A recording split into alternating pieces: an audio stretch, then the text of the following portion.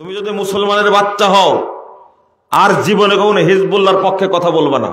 শুনে রাখো, তোমার যদি লজ্জা থাকে, তোমার যদি শরম থাকে, তোমার যদি ঈমান থাকে, হিজবুল্লাহ হামাসের ব্যাপারে ইনারের ব্যাপারে কোনো কথা বলবে না।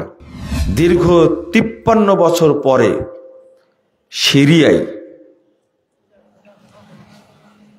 শিয়া নুসাইরি কাফের শাসক বাশার আল আসাদের পতন হয়েছে। এই জন্য আলহামদুলিল্লাহ পড়ি। এত খুশি হয়েছে।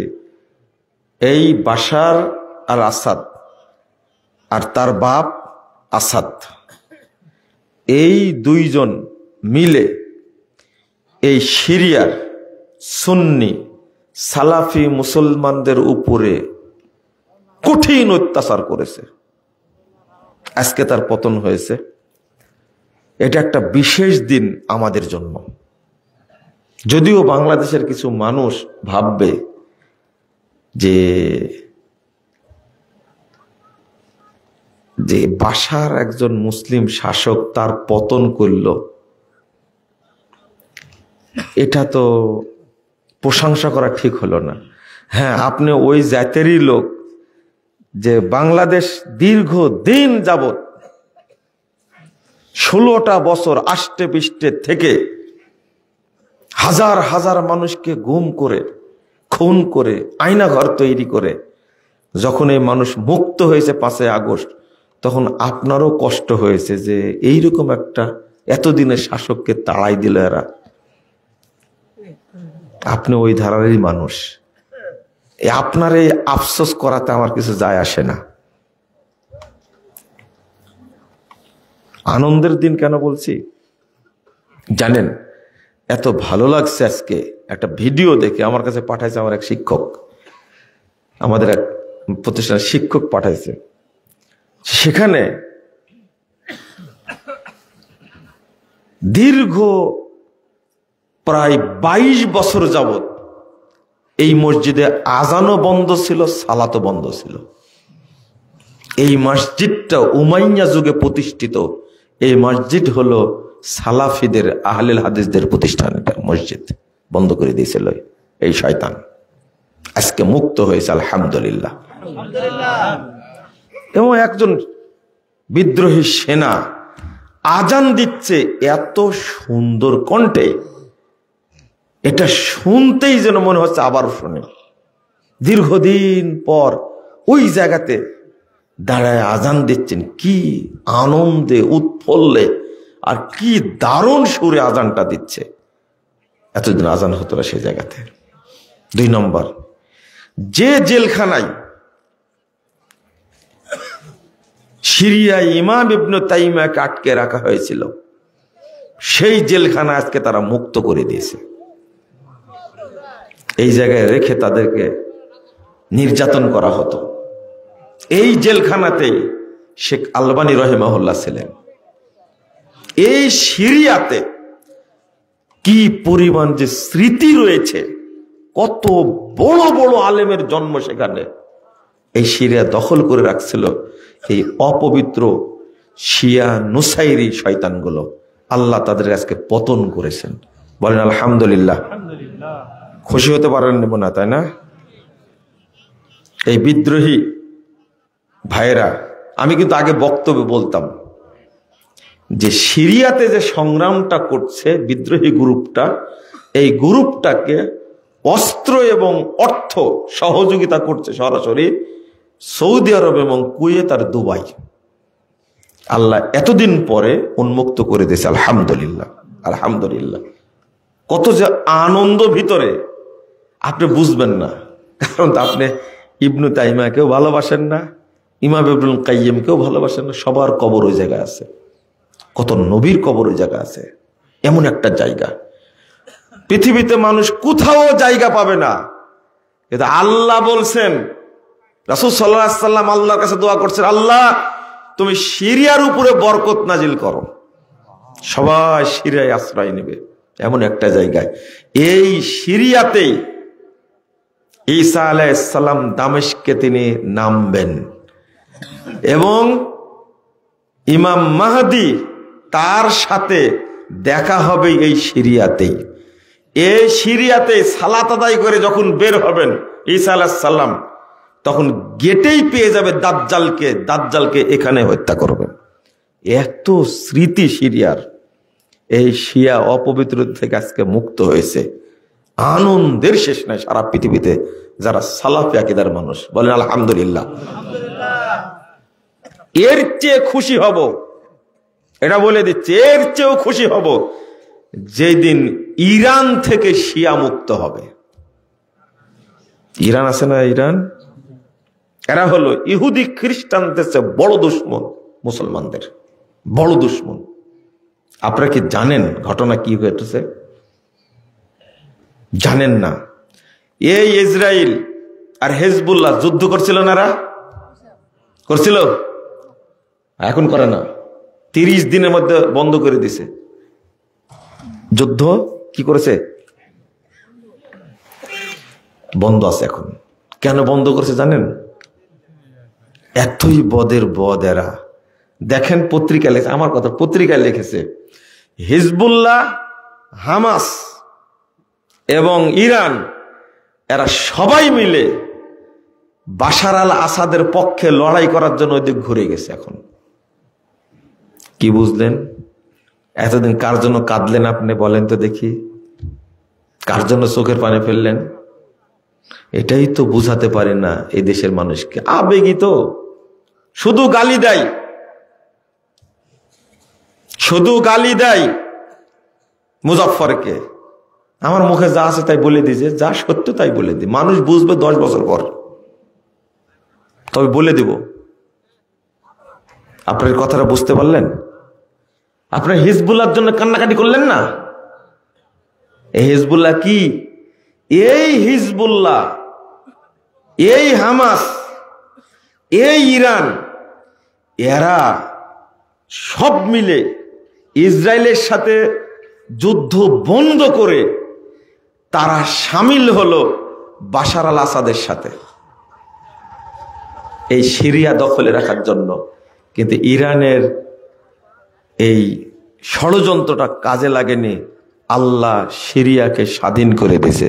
বলুন আলহামদুলিল্লাহ। তুমি যদি মুসলমানের বাচ্চা হও আর জীবনে কখনো হিজবুল্লাহর পক্ষে কথা বলবে না। শুনে রাখো, তোমার যদি লজ্জা থাকে, তোমার যদি শরম থাকে, তোমার যদি ঈমান থাকে, হিজবুল্লাহ হামাসের ব্যাপারে, ইরানের ব্যাপারে কোনো কথা বলবে না। তোমাদের শরম থাকে, তুমি একটা বেহায়া।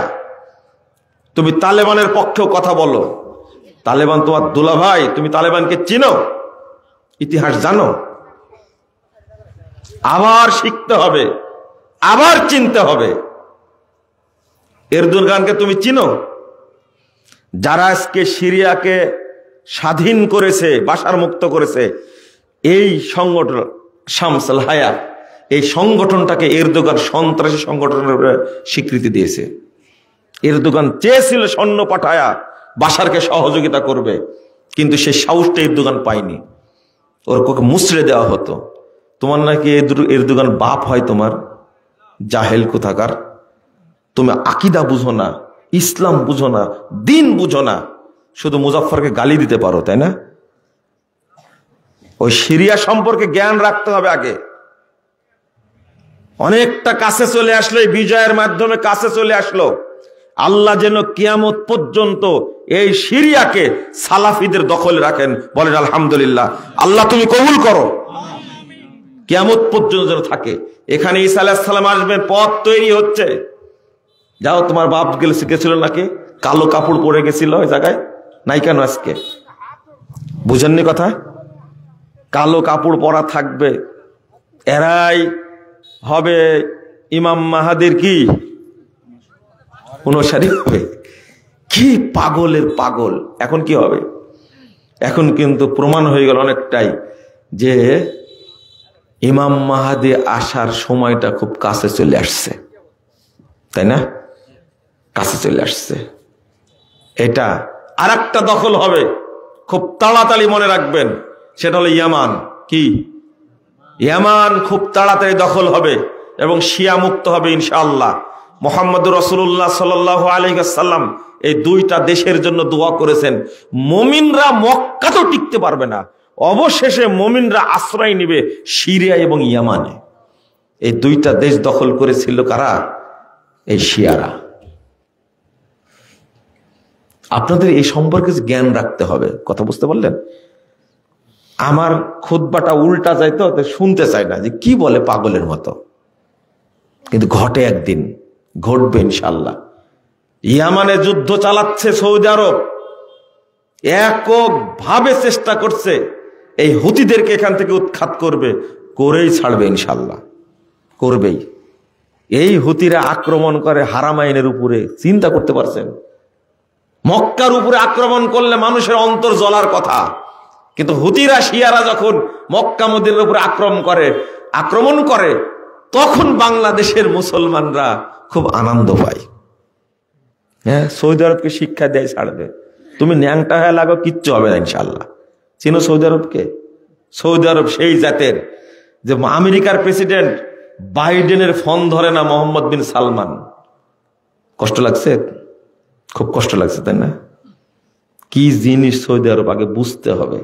মোহাম্মদ বিন সালমান বলেছে আমার সময় নাই ফোন ধরার। শেষে বাইডেন এসেছিল তেল মারার জন্য সৌদি আরবকে, পুতিনও যায় তেল মারার জন্য। আর তুমি এখান থেকে ন্যাংটা হয় খুব সমালোচনা করছো, তাই না?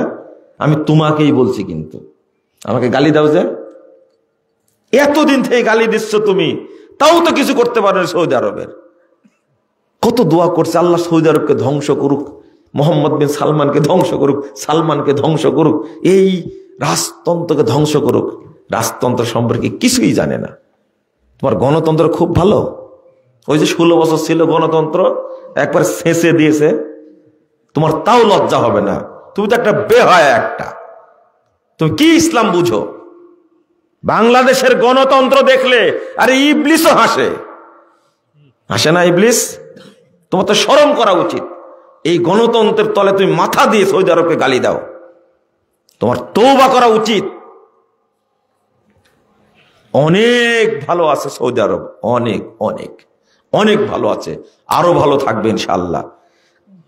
তুমি তো গালি দিয়ে কি করবে? সৌদি আরবকে এমন গালি দেয়, কিন্তু একবার লজ্জাও করে না।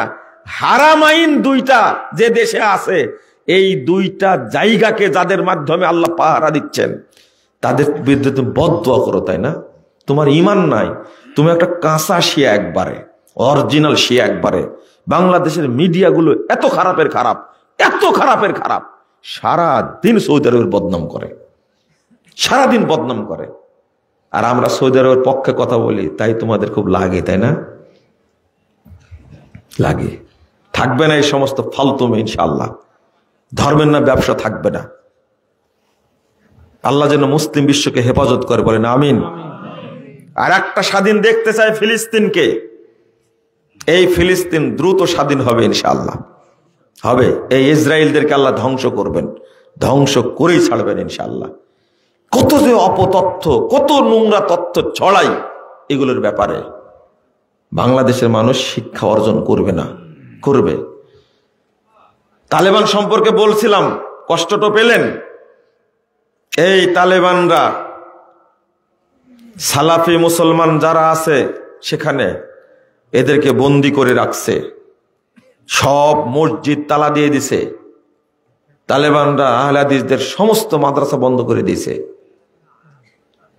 সরকার গঠনের আগেই এই তালেবানরা সবচেয়ে বড় আলেম, আহলে হাদিসদের সালাফিদের বড় আলেম শেখ মুতাওয়াক্কিল, তাকে এবং তার বড় ছেলেকে গুম করে 7 দিন পরে টুকরো টুকরো করে তার দেহটা ফেরত দিছে। এরা হলো মাজার পূজারী। কি পূজারী? মাজার পূজারী। বাংলাদেশে যেমন মাজার পূজার বিরুদ্ধে কথা বললে এক শ্রেণীর টুপিওয়ালা খেপে যায় না? কাদের উপর খেপে? আহলে হাদিসদের উপরে। এই জাতের হলো তালেবানরা। সব মূর্তি ভেঙ্গে চুরমার করে দিয়েছে, বৌদ্ধ মূর্তি ভেঙ্গে চুরমার করে দিয়েছে, যিশু মূর্তি ভেঙ্গে চুরমার করে দিয়েছে, তারপরে হিন্দুদের মূর্তি ভেঙ্গে চুরমার করে দিয়েছে। কিন্তু মাজারগুলো এমন তাজা হয়েছে, এমন তাজা হয়েছে। তাহলে আপনি কি বলবেন? এরা মুশরিক না? বাংলাদেশে যারা মাজার পূজা করে তারা মুসলমান না মুশরিক? যারা মূর্তি পূজা করে তারা মুসলমান না মুশরিক? এটা বুঝবেন কোনদিন আপনি? আর মাজার পূজার বিরুদ্ধে বললে বাংলাদেশের টুপিওয়ালারা কি খেপা খেপে। এই ছেলেরা যারা বিশ্ববিদ্যালয় কলেজে পড়াশোনা করে, হাই স্কুলে প্রাইমারি থেকে নিয়ে সব ছেলেরা বেরিয়ে গেল, মাত্র কয়েকদিনের মাথায় সব ছেলে মাঠে নামলো। 5 আগস্টের পরে 2 ঘন্টার মধ্যে সারা দেশ থেকে শেখ মুজিবের যত মূর্তি ছিল ভেঙ্গে সব চুরমার করে দিয়েছে। দেয়নি? কি এটা কি তাওহীদ প্রতিষ্ঠার জন্য করেছে, না শেখ মুজিবের উপরে ক্ষোভ ছিল তাই করেছে? বেটির পাপ বাপের উপরে উঠে গেছে, তাই না? কিন্তু না, তোমাদের যদি তাওহীদের জ্ঞান থাকতো তাহলে আগে ভাঙতে কি মাজার। তাহলে তোমাদের এই বিপ্লবটা তাওহীদের উপরে হয়নি। তাওহীদের উপরে হলে আগে মাজার ভাঙ্গাটা ফরজ ছিল। মুজিবের মূর্তিকে কেউ সেজদা করে এটা আমার জানা নাই, থাকতে পারে, কিন্তু বাংলাদেশের কোটি কোটি মানুষ মাজারে সেজদা করে না? এরা ঈমান চুরি করে। সব মাজার একদিন ভেঙে দিতে হবে ইনশাআল্লাহ। বলেন ইনশাআল্লাহ। ডক্টর ইউনূস যতদিন আছে ততদিন বলে যাই, পরে যা হয় হবে ইনশাআল্লাহ। নাহিদ আর আসিফ যতদিন আছে বলে যাই শুধু। আমি বলছি তোমরা আর একটা আন্দোলন করো, বলছে না বিপ্লব আর একটা হবে। সার্জিস বলছেন, কি বলছে? জীবন দেওয়ার জন্য আর একবার প্রয়োজনে মাঠে নামবো। আর একবার আর মাঠে নামার দরকার নাই, একবারে মাঠে নামতে হবে যখন বাংলাদেশে আর কোনো এই মাজার পূজা কবর পূজা থাকবে না। গণতন্ত্র, সমাজতন্ত্র, ধর্মনিরপেক্ষ, জাতীয়তাবাদ সবগুলো কবর দিয়ে এ দেশকে পবিত্র করা লাগবে। হবে না? স্বাধীন 3 বার হলো। মূল স্বাধীনতা এসেছে 47-এ, এরপরে 71 এসে খুয়ায় দিয়েছিলেন, 24-এ এসেছে, কিন্তু পূর্ণ হয়নি। আমার দাবি আর একবার বাংলাদেশ স্বাধীন হবে যেদিন এদেশে তাওহীদ প্রতিষ্ঠিত হবে ইনশাআল্লাহ। ইউনূস যতদিন আছে, ইউনূস সাহেব যতদিন আছে ততদিন বলে যাই, খালি বলতে দেন, গলা তো আর ধরবে না কেউ এখন ইনশাআল্লাহ। খুতবা দিয়েছি কত 5 আগস্টের ঘটনা, 3 আগস্ট খুতবা দিয়েছি এক আলামিন মসজিদে গণভবনের সামনে খুতবা দিয়েছি। খুতবা দেওয়ার পরে ডিজিএফআর এনএসআই কি ভাষায় আমাকে কথা বললো, আর বললো আর জীবনে এখানে খুতবা দিতে আসবেন না। 5 আগস্ট যেতে ওরাই নেই। বুঝতে পারলেন? এত অত্যাচার করতে হয় না ভাই, কি অহংকার। দেখতে দেখতে 15 বছর, সামনে আরো 5 বছর, মানুষ বাঁচে কয় বছর? রাওয়াহু ওবাইদুল কাদের। চিন্তা করতে পারছেন কিভাবে বলছে কথাগুলো? এত অত্যাচার করতে হয় না। লা হাওলা ওয়ালা কুওয়াতা ইল্লা বিল্লাহ। কাদের সাহেবকে পাওয়াই যাচ্ছে না। আমি আপনাদের বলছি তো শুনছেন না কথাটা। ফখরুল সাহেবের উপরে মামলা করেন, পাওয়া যাবে লোকে, কোথাও উনি লুকায় রাখছেন। বলেছে না, যা বলে তাই করে। যেহেতু বলেছে ঠাকুর গায়ের বাসায় যাবে, মনে হয় আছে। ফখরুল সাহেব কি বলছেন? আপনি কই বাসায় তো আসলেন না। মনে পড়ে আপনাদের কি চলছে এইগুলো বলেন তো দেখি। লা হাওলা ওয়ালা কুওয়াতা ইল্লা বিল্লাহ। মাঝে মাঝে কিছু কিছু নেতাবৃন্দের সাথে দেখা সাক্ষাৎ হয়, এই জন্যই বলছি। আমি আপনাদের বলছি সচেতন হওয়ার জন্য। মনে থাকবে, আমি কি ভোট চাইতে আসছি মনে করছেন? না, ভোটারদেরকে সাইজ করতে আসছি। শেষে বলতে মানে আমি বিষয়ে ঢোকার আগে বলতে চাচ্ছিলাম মহিলাদের উপর একটা কথা। জামাতে সালাত আদায় করা পুরুষের জন্য কি ফরজ? পুরুষের জন্য কি ফরজ? মসজিদে যাওয়া কি ফরজ পুরুষের জন্য। যদি না যায় মসজিদে, জামাতে সালাত না পড়লে তার সালাত হওয়ার সম্ভাবনা নাই। নাই, আমি ওটা পরে বুঝাবো আপনাকে। আপনি যদি হুজুরও হন, আপনি যদি কাবা ঘরের ইমামও হন, জামাতে নামাজ না পড়লে কবুল হবে না, সম্ভাবনা নাই। 1 নম্বর। কিন্তু মহিলাদের জন্য কি জামাত ফরজ, মসজিদ ফরজ? আপনি জোহর কয়টায় পড়েছেন? একটাই। আপনার ওয়াইফ কয়টায় পড়েছে? সত্যটা বলবেন। তিনটাই। মাশাআল্লাহ, আমি তো এরকম উত্তর চাচ্ছিলাম। ওয়াইফ হলে কি হয়েছে, সত্যটা বলবো। আমি আপনাকে না স্বীকার না করলে বলতাম একটু ফোন দেয়া জানেন আজকে জোহর কয়টাই পড়েছ, অথচ তুমি বলতে লজ্জা হয়, তাহলে বলে আপনি জোহর কয়টাই পড়েছেন আজকে একটু বলেন তো।